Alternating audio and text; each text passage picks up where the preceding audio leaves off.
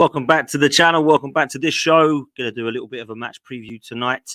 Well, last night was interesting, wasn't it? Well, it's fair to say, people, that I lost my heads last night, and sometimes that happens. And I'm not even going to sit there and say that it's reactionary, because it's actual just pure fact sometimes. Sometimes you just got to say it how it is. And last night was one of those nights, and I feel like sleeping on it. Sometimes people might say, how do you feel now? Do you feel better? Do you regret what you said? No, I don't feel better.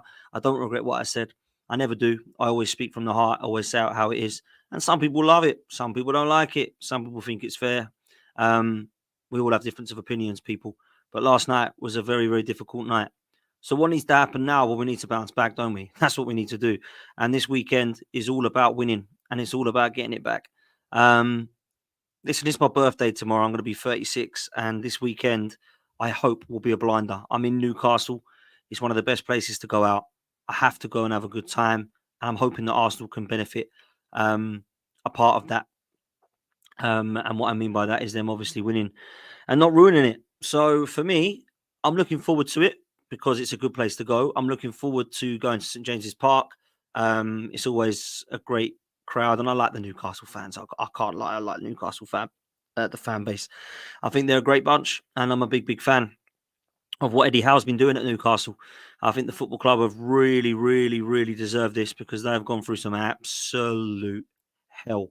And under Mike Ashley, they were a team that everybody was looking at thinking, I feel sorry for that team. I don't think anyone's feeling sorry for them now, that's for sure. Newcastle have really turned the corner. They've had a lot of support behind them. They've got new ownership. They've brought Eddie Howe in. And they've got a team that I actually think has been overlooked this season as to how good they could be. I actually believe that they will be a team that are going to get into the Champions League again this season. And I've said that consistently, and I still stand by it. I think along with Spurs, Newcastle have got to be favourites for that Champions League spot, particularly now that there's 5 places this season. I think Liverpool, Arsenal and City will definitely be in the top 3 in some order, but I do think it's fair to say now that Spurs and Newcastle really do look like 4th and 5th is on the cards for them. You could throw Villa in there at the moment with the form that they're on, and obviously Brighton, but I fancy Villa to go quite far in the Conference League, and that could affect their squad in terms of the league position. I think Brighton are very hot and cold at times, and I think that they've definitely lost some of the key players. And there is going to come a time where you look at that squad and think, yeah, they have lost quite a few now, haven't they? Is that too many? I do think De Zerbi's done a great job, and I fancy Brighton to do well. But I think it's fair to say that Villa and Brighton are definitely going to cost more than Man United and Chelsea have of getting into that top 6. I don't think that there's Champions League spaces right now looking favourable for Chelsea and United at all. They both look a mess. So I have to say it. I think United and Chelsea need to buck up their ideas if they ever thought they were going to get into the Champions League. I didn't think that it'd be this difficult for them. So Newcastle are right up there in respect to that. I also think that what Eddie Howe has done in his first year, getting them into the Champions League, I mean, it's taken Arteta 4 years to get Arsenal into the Champions League. So to do it the first time of asking is tremendous. I think he's got a definite style of play that is implemented very quickly. There's a philosophy at Newcastle. I think the players that he's brought in have been really impressive. And I also look at what Eddie Howe's done with improving players. Players like Almiron, who I thought was dead and buried, if I'm honest, as a Newcastle United player. He's picked up, and not only has he picked up, he's one of the first teamers. Also, I've got to look at Joe Linton. He was a striker that really couldn't hit a barn door, and he's dropped him deeper into midfield, and he's been a revelation there. He really has impressed. Dan Burn is another player who, let's be real, if he plays at left back, I'd expect Saka to give him a good run for his money. But actually, he's done really well. And when he was signed from them from Brighton, everybody kind of looked at that and thought, maybe that's an eyebrow raiser. But to be fair to him, he's come and done fantastic, and I put that down to Eddie Howe.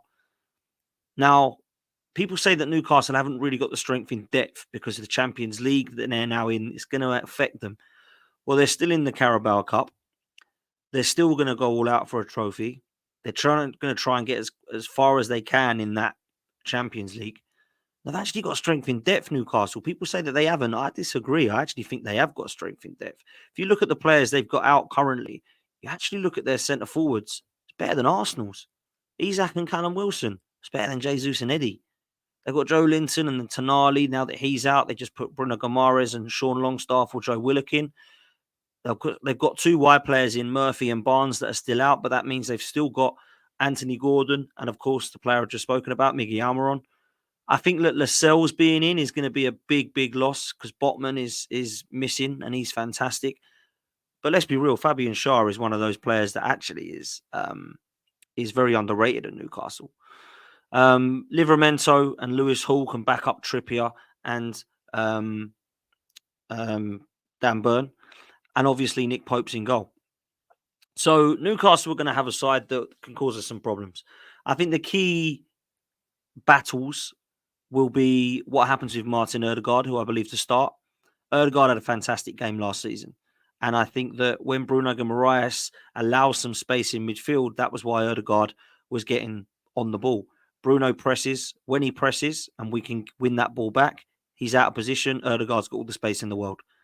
I think a key battle is going to be Anthony Gordon and Ben White. I think that is going to be one that Ben White has to be having a good game and a solid game at that for. I think that he has kept Son quiet in the past, Zaha quiet in the past. He's kept players like Luis Diaz quiet in the past. But I really have to see a good game from Ben White because the last couple have been a little bit shaky. And I've got faith in him. So I hope he has a good game. So what do? That's Newcastle's team. What do Arsenal do? Well, this is what I would do. We all know that David Raya is going to start. Aaron Ramsdale didn't have a great game last night. And I think it's clear that Mikel Arteta has a number 1, and it's David Raya. So he'll be in goal. I've spoken about Ben White, and I expect him to continue at right back. And I think the centre-back pairing is quite clear that it's going to be William Saliba as a right centre-back and Gabriel as a left centre-back. Now, left-back is a serious concern for me. I don't think Zinchenko can play this one, guys. I think he's been really poor. And I don't think he's been really poor in the last couple of games. I think he's had a really poor season. If you think about it, he was responsible for the Fulham goal. He's been responsible for giving the ball away. He's been responsible for being out of position. And he's also been responsible for not really showing any kind of intelligence of late or leadership qualities. He's been substituted. He's been caught out of position. There's times where he plays middle. There's times where he plays right wing, left wing. Then I see him playing centre back. I need to see that stopped because for me, Zinchenko is a very intelligent footballer and is definitely showing some professionalism and leadership. I haven't seen enough of that this season, though. And last season, I was seeing it a lot. Now, Zinchenko, when he's on the ball, is fantastic. But I was on Pete's preview earlier. Make sure you go check it out on Loaded Mag and NUFC. And they all said, I hope Zinchenko plays because he's the weak link. Now, when opposition sides are saying that, that's a problem, guys. That's a problem. So for me, the left back has to be Tomiyasu. I think Tomiyasu aerially is the best we've got. His one-on-one defending is better than most of our defenders. Definitely better than Zinchenko's. And I play Tomiyasu ahead of Kivior because I actually think Tomiyasu's best position is actually as a left back. I've been more impressed with him there as a left back than I have a right back. And he was really good there. So I'm going to go with Tomiyasu to play at left back. And I think that's what we need for a Newcastle side that can cause us some problems in their attacking options. So I'm going to go for Tomiyasu there. Now it gets interesting because Declan Rice and Martin Ødegaard are both going to play. But who plays in that holding number 6? Or does he play Declan Rice in the holding number 6 and then play Ødegaard and somebody else? Now Smith Rowe's got an injury. I don't know what's happening there. I really don't know what's happening there. When is he going to play again? We're out of the Carabao Cup. When is his next game? Should we have taken 45 million from Aston Villa? No, is my honest opinion, because I love Smith Rowe. But if he isn't going to play and he's going to have another injury hit season, maybe we should have. Kai Havertz and Fabio Vieira are 2 options that we can play in the attacking 8, and I'll come back to that in a minute. But I'll tell you what I would do. I think the team will be Jorginho, Rice and Ødegaard, but I wouldn't play Jorginho in this one, and I'll tell you why. I thought he was great against Newcastle at St James's Park last year, but that doesn't mean he's going to be great this time. I've been disappointed with Jorginho in a couple of games of late. I was really disappointed with him against Chelsea. I didn't think he was shambolic last night, but he wasn't great. I think we need Elneny. I think we need Elneny because he's a little bit more mobile. And people might think that's a risk, and yeah, it might be. He hasn't played football in a long time, but he's been training. He did come on against Brentford and he's been warmed up and come on a couple of games. I need to see more of a Mohamed Elneny who hasn't really let Arsenal down. Probably has played at his worst a 5 out of 10 and at his best a 9 out of 10, but consistently a 6 or a 7. And I think Elneny gives us a little bit more athleticism and a little bit more mobility in that role as a number 6. But I don't think that's going to happen. I think it's going to be Jorginho. I think it's going to be Odegaard and Rice.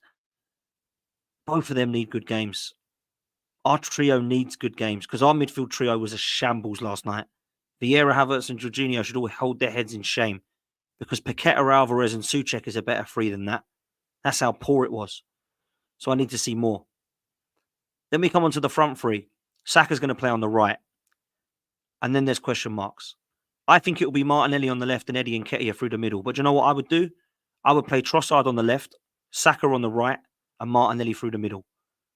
Now, a lot of people think that Trossard and Nelson and Smith Rowe and Vieira are all impact players, and maybe you're right. I think last night proved that Arsenal have a good 11, and they can use some of their impact players for sure. But when they ask their impact players all to start together instead of that current 11, not good enough. Not good enough. So the squad isn't good enough to make wholesale changes, but it is good enough if you want to bring 2 or 3 of them on. And that's what we're going to have to try and learn from now. That's what I want to see in the Champions League, Premier League and FA Cup games moving forward because we're out of the Carabao Cup. Enough of that. Forget it. Move on. It will hurt me for a while because I wanted that trophy so badly. I wanted that trophy along with the FA Cup. I wanted the FA Cup and Carabao Cup along with the Champions League. And I want them 3 along with the Premier League. Now, I don't expect us to win all 4. I don't expect us to win 3 or even 2. But I expect us to pick up a trophy this year. And I thought it could have been that one because Manchester City were out of it. Enough said. For me, I would go with Elneny and I would go with Martinelli through the middle. Why not? Martinelli, for me, has definitely got more of a threat through the middle against Lascelles than Eddie Nketiah. Saka can clearly win his battles against Dan Burn. I think Martinelli or Trossard would both have a good opportunity of doing some damage to Kieran Trippier, although he's great going forward. Has been question marks over his defending in times. I don't think it's bad, but I think he can get the better of him. So that's what I would do. So my team would be Raya, White, Saliba, Gabriel, Tomiyasu, Elneny, Rice, Odegaard, Trossard, Martinelli, Saka. And Trossard and Martinelli can actually switch. Trossard and Martinelli can actually switch quite a bit. I like Trossard in the false 9. I also like Martinelli through the middle. It's never really been seen since probably the Unai Emery days. Martinelli played up top, if you remember, as a kid, and he was scoring good goals. I think he got double figures. I think it was 10 that he got in the League Cup games. And at the time, I think we're in the Europa League. So for me, he was playing very, very well through the middle. We haven't seen it under Mikel Arteta, and I'd like to see it more. Because for me, if I'm having to pick one player, it's Martinelli over Eddie Nketiah. Now let's talk about another option we could do up top. I'm hearing Kai Havertz. I was on the Loaded Mag UFC earlier with Albert. Big up Albert from Albert JTV. Make sure you go check him out. And he was saying he played Kai Havertz in this one because of the strength and the presence that he would bring. Now, I don't want to see Havertz in the team. If I am going to see Havertz, it would be in that position, but it wouldn't be a starter. I would bring Kai Havertz on with 20 minutes to go, and I'd tell him to make a nuisance of himself in the box, a little bit like Olivier Giroud used to do, to give us a different dimension, to give us a different type of striker, to make us a little bit more threat from within in aerial ability in terms of crosses into the box with some headers that he can win. That's what I need to see. Listen, I personally feel like we can win this game, but I'm not so sure that we will. My prediction is a 2-2, and I just think that Newcastle will be buzzing, Arsenal will be a little bit down, and I think that we can get caught. I do think we'll score away from home, but I do think we'll concede. Now, a lot of people are saying we're better away from home, but if we drew to Stamford Bridge 2-2 at Chelsea with this similar team, I don't see how we go to St James's Park and get anything more, but I could be completely and utterly wrong. I don't think we lose this game, and I do think we can win it, but I'm not so sure who's from the bench there that can win us this game. I'm not so sure who that is. Maybe it's Trossard. Maybe he's the one who comes on. Because we know that Arteta's going to play Eddie, Saka and Martinelli. We know that Jorginho is going to play. Maybe Trossard comes on. Maybe Fabi Vieira. Maybe Havertz. Maybe they all do come on. But they're all going to be more impact players. The one that I probably would throw on, actually, other than Trossard, as well as Trossard, should I say, is Reiss Nelson. Because he was actually trying to make things happen last night, in my opinion. Interesting. Zinchenko might even come on Saturday. We'll have to see, won't we? We'll have to see.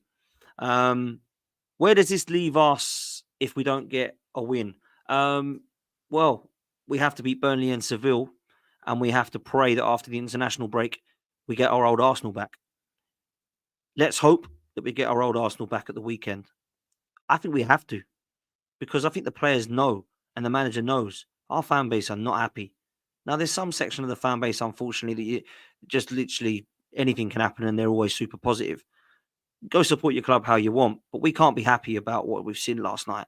No chance. No chance are we happy about what we saw last night. So, well, what do we do? Well, what we do is we move forward. We get together as a fan base. We go and enjoy Newcastle, and we do our best to support what 11 is going to be out there. I think we all know the 11. We all know Jorginho and Eddie are going to start for Partey and Jesus, and it's going to be the strongest 11. Probably going to see Zinchenko play, but I would play Tomiyasu. But that's the one that could surprise, and he might actually play Tommy. Ray is going to be in goal. We know it's White, Gabriel, and Saliba. We know it's Ødegaard and Rice, and we know it's Martinelli and Saka. I think it's going to be Eddie through the middle. I think it's going to be Jorginho, and I think it's going to be Zinchenko, but I could be wrong. I'll give him my opinions. We all know that. I would play Martinelli down the middle. I would play Trossard left. I would play Elneny instead of Jorginho, and I would play Tomiyasu instead of Zinchenko. That's my honest opinion. Some people may disagree. Some people may go with a completely different team. Some people might want to see Havertz up top. Some people might want to see Fabi Vieira in the 8, along with Ødegaard and Rice holding as the 6. That could still be an option. But Fabi Vieira did nothing the other night. I'm sorry. He really was poor. He was weak again. Havertz doesn't deserve a start from last night's performance. Reece Nelson, Trossard, some would say doesn't deserve a point. Some would say Eddie doesn't deserve a start. Nobody played well last night, man. Nobody played well. So we've got to move on from that one. We've got to get into this one. And I'm hoping and praying that we see 3 points. I do think that this game and the Burnley game could save us, because I always remember speaking to Turkish on the supporters club about this. And I said, we need to win both the Seville games. We need to beat West Ham. And we need to take 3 points off of Sheffield United, 3 points off of Burnley, and then 3 points off of either Chelsea or Newcastle, and 1 point off the other. And that's a bare minimum. So we're still on target for that. Yeah, we're still on target for that. Beat Newcastle, Burnley, and Seville. And we've basically done what I said, other than we're out of the Carabao Cup, which apparently no one seems to care about anyway. So actually, we'd still be on track. Taking points off of Chelsea and Newcastle is one thing. Dropping points against them both is another. We've already dropped points at Fulham and Tottenham and Chelsea. I don't want to see more points dropped against Newcastle or Burnley, that's for sure. So I'm hoping now we see an Arsenal that we all recognise from last season. I want to see that now, because if we don't, then after the international break, it's an absolute must, because we're starting to edge towards Christmas then. And we know that's the time where it stopped last year. Yeah? Do you remember? We were electric. We were the best team in the league. We're probably the best team in the country, along with Napoli, if I remember correctly, at the time. And then the World Cup started and we got back and we were okay and not too bad. And then we got to about February, March, and it went down a little bit. And then it picked up again and it got to April, May, and it went down again.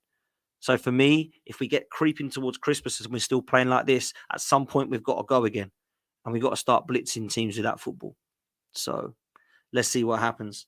Guys, it's been a pleasure. As always, my prediction's 2-2. Let me know in the comment section what you think the team will be and what you think the score will be. And hopefully we can get a victory. I really need to see a victory. If you do fancy a bet this weekend, then please make sure you go and follow Bread and Honey Bets video. If you want to find out more information, look into the description and do me a favor and check out this. Take care, people. Yes, people, listen up. Do you want an easy way to make money? Check out Bread and Honey Bets now. With an incredible win ratio, do not miss this chance. This is highly recommended by myself after a very successful win ratio.